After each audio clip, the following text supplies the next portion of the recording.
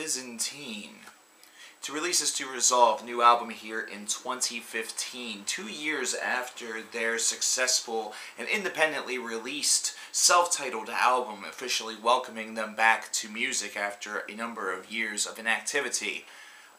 This is another album that has been independently released by the band. It contains only 2 of the original members, and probably the one that will keep most people excited is the fact that OJ has maintained his vocal duties. So that's very good to hear, considering he has a bit of a distinct voice, and it works very well with what this product is able to really accomplish. This is a group that's evolved throughout the years. Whenever they first came out, there was a lot of thrash and a lot of groove metal elements, but as they've continued onward, they've definitely given a little bit of evolution to themselves, and some people might even claim that they have indulged a bit and added some more progressive elements. Though, to be perfectly honest, I think this is just elements of their songwriting that was growing that allowed them to experiment with some different formulations and really craft something that's a little bit different from what they did on their earliest of albums. And for the most part, these have been very welcome changes, and ones that have not been that large of a deviation from that which they originally have conquered. However, they have certainly upped the game a little bit. For example, this album, which is 43 minutes in length and only 8 tracks long, contains their longest song to date, kind of, in Justinian Code, track number 2. It's an 8-minute long work, and I say kind of because of something we'll speak about a little bit later. But Justinian Code is definitely an exercise in indulgence, and it's not overindulgence, which is the nice part about it. This has a really nice little track that's been placed to it. None of this time feels wasted, and that's always a good sign. If you have a longer track and it feels as though there's a lot of emptiness, either that or there's a lot of blank that is there, or a lot of things that feel frivolous, like you're overextending it principally just to do it, then it really kills the momentum that the track is attempting to accomplish. Justinian Code doesn't feel like it does that. In fact, it really seems like they put a lot of effort into this and really worked out all of the kinks in their songwriting that perhaps prevented them from going this deep before this. And it's a nice touch. It's an early album track that definitely showcases the fact that Byzantine is not the same band that released the fundamental components all the way back in the first part of the 2000s. They are instead a band that has certainly grown a lot in that time period.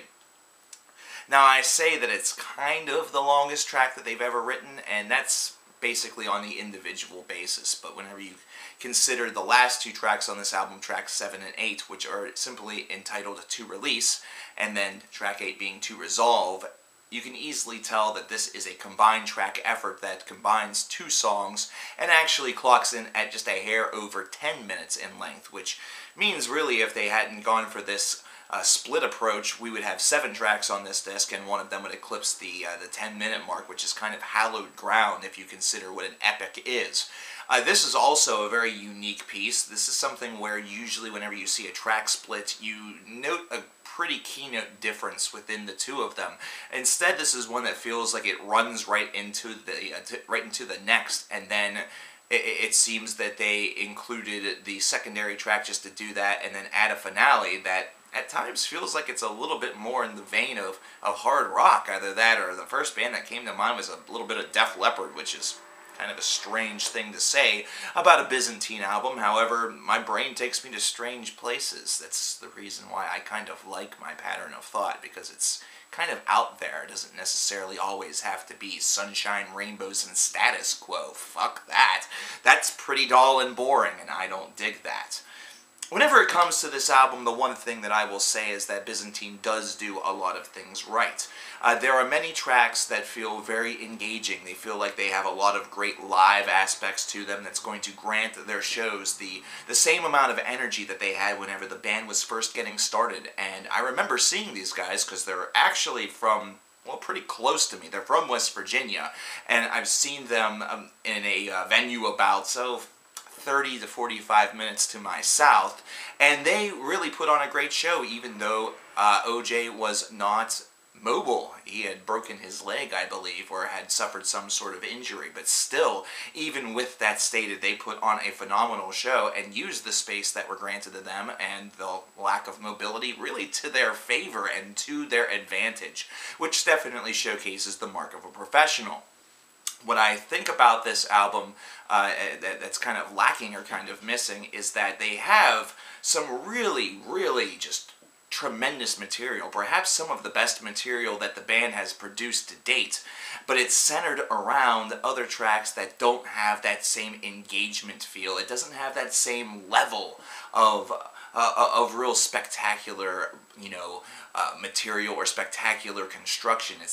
It's almost like the imbalance effect, where you will focus very heavily on the stuff that has a lot of tremendous value to it, and then you have that feeling that the other tracks, you just don't feel them quite as much. And that to me is a bit distracting. That to me can actually hurt an album more than it can help it. You could have some of the best material that's ever been recorded, but if you can't follow it up with some solid tracks to kind of build and develop around it in order to sort of create an atmosphere or create a feeling that's going to lead to something else that's fantastic, I mean, you really have to use all of the space and time as well as you possibly can. And I feel that Byzantine attempted to do that, but it just fell a little bit short in that category. Probably a very nitpicky style of thing to complain about, but it is something that affects the playback. It's something that affects the way in which you go into it after you've listened through the album for the first fresh time. It's one that perhaps in future playbacks will cause you to only go to the tracks that you are the big fan of and kind of leave a couple of the other more subversive songs in the dust. And that's nothing that you want to see from an album.